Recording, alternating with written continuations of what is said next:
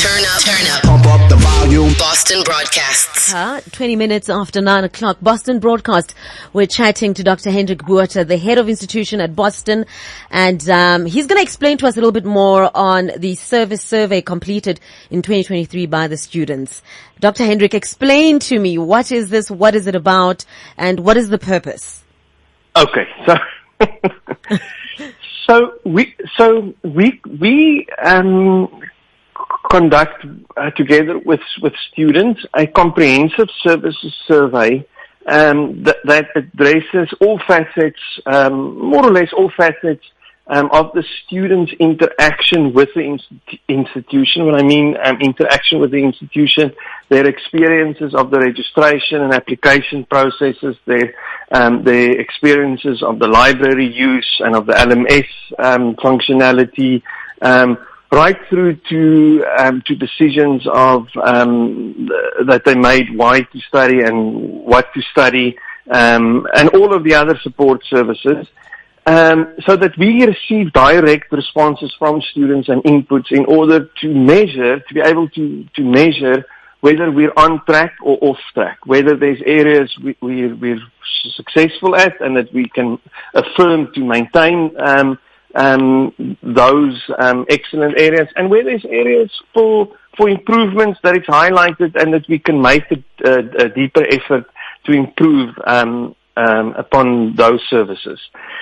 So really, this because we're in the open distance e-learning environment, we're not a single campus-based institution that students can all students walk into the same building that we can conduct it in person.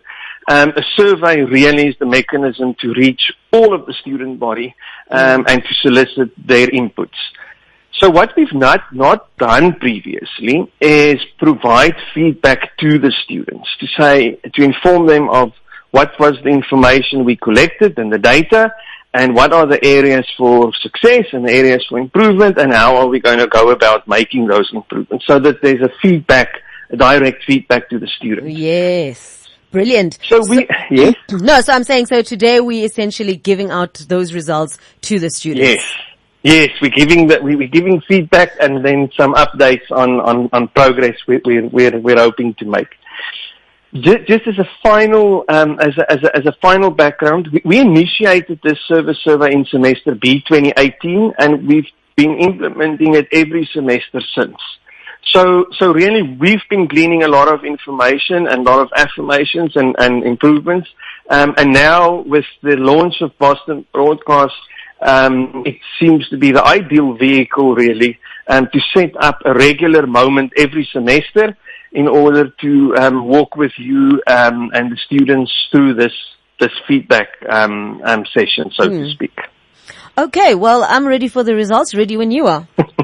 Okay. So for semester B, we saw a participation rate of around 1,600 students providing inputs. The majority of the respondents, just by way of some demographic background, 56% are between the ages of 18 and 22, which indicates that there's a good, vibrant, youthful student community that also provides us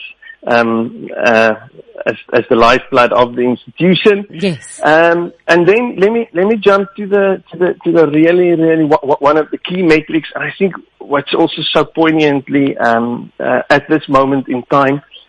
On the statement, do you think Boston City campus is customer centered? We received a 92% rating. And that really, to me, is part of the ethos at Boston City campus. Everything we do is about you, the student. From the moment we design a program, from the moment we craft the operational structure to support the implementation of teaching and learning, all the advances in the program, the textbooks we select. We now introduced, I think the majority of the student body would have seen the announcements in the LMS. We've introduced AI tutoring sessions and we're starting to introduce that now also in the modules to further enrich the experience, is about the students. This entire undertaking, you are at the center of our being. Without you, there is no institution, and without your success, we're not successful. So ultimately, we are aligned with students in saying you are the center of this undertaking, and we want you to be successful. We want to remove unnecessary stumbling blocks to the teaching and learning experience, and we want to serve you and want to support you to be successful. So this rating of 92% is really significant to us. And I wish to just thank the students for being open and honest about that. So congratulations to all the staff and to the students who make that part meaningful and a reality. Oh, that is beautiful. Is that it? No. We have a whole range. I was worried. I was like, where are the other things? No, so by way of further information, 65% of the respondents consider themselves full-time students, with 56% indicating they are currently employed. So that just gives us a bit of further insight into the mix of backgrounds that is represented in this student body of open distance e-learners. There are full-time individuals or committed full-time studies. There are those that are studying part-time or somewhat full-time and employed. There are youngsters. There are mature adults in the represented in the student body, and I think that's also a good representation of the objectives of Boston City Campus is to provide open access to education, which obviously in turn opens future possibilities. On the other key metrics, satisfaction with support center services. The overall satisfaction with the online application and registration process, the distribution of the module courseware is high. And there's mention of a little room for improvement in terms of campus life, that we can make that a little bit more vibrant. So I think one of the undertakings with that is to set Boston Broadcast in motion as an overlay to support some initiatives, and I know we will be discussing in future initiatives such as competitions, the outside broadcast unit that will support centers and being a bit more meaningfully involved in student life. Yeah, that'll be amazing. Yeah.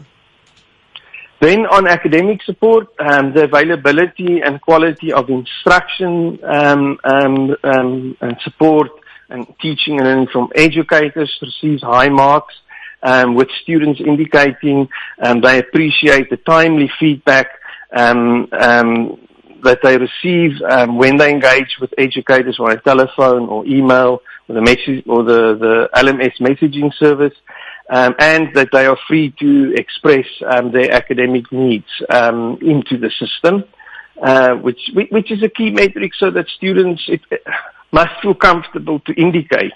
And we must be open to be able to receive that and to respond there too. So the high marks there, to me, is a key indicator.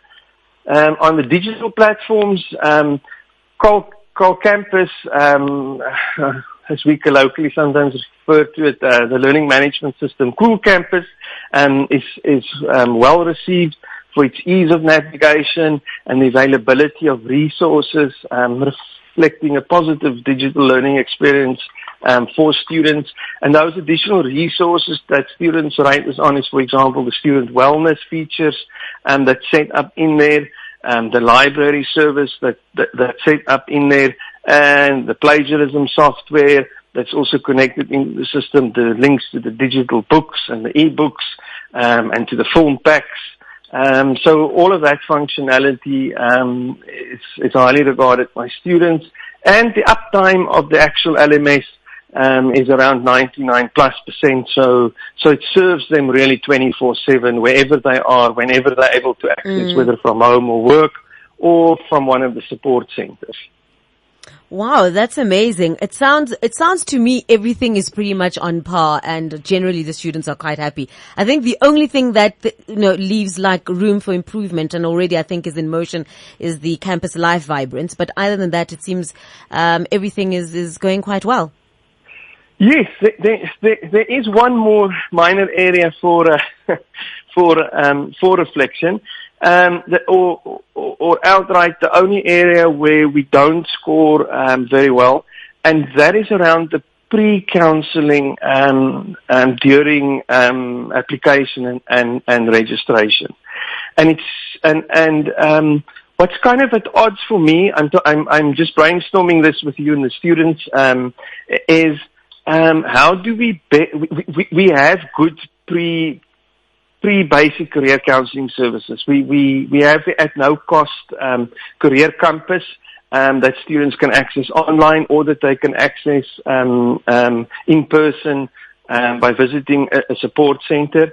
So it seems to me that there's a bit of a disconnect between us making that purposefully available and or alternatively students having a clear target objective of why they're registering, which is one of the metrics we actually do track, which tracks high by way of the following explanation. Students may have, a good number of students may have a clear target objective. There's a clear qualification that they are seeking. For example, the Bachelor of Accounting because they want to become a CASA. So that's the journey. So therefore, they bypass the pre-career counseling phase because they already have that objective so clear in mind and they're pursuing that. So that could be one of the reasons. One of the other reasons is maybe that we're not pronouncing it enough, its availability. So I'm not now going to report on how we're going to fix it. I'm going to investigate this a little further and tease a bit more information out, so that I think in the next round when we get feedback on semester A's results, I can give feedback on how are we closing this potential gap. Perfect. So just a little bit of more investigation on this one so that we can see exactly what is the problem there. Fantastic. Dr. Hendrik Botha, I'm going to have to let you go, but thank you so much for this amazing conversation. And thank you, of course, for taking the time out to speak to me. Thank you very much, Dubbz. And thank you to you and the team grinding it out every day and building a better experience for our students with Boston Broadcast. Thank you so much. Bye-bye. Boston Broadcast. Your campus companion. Hello, we're going.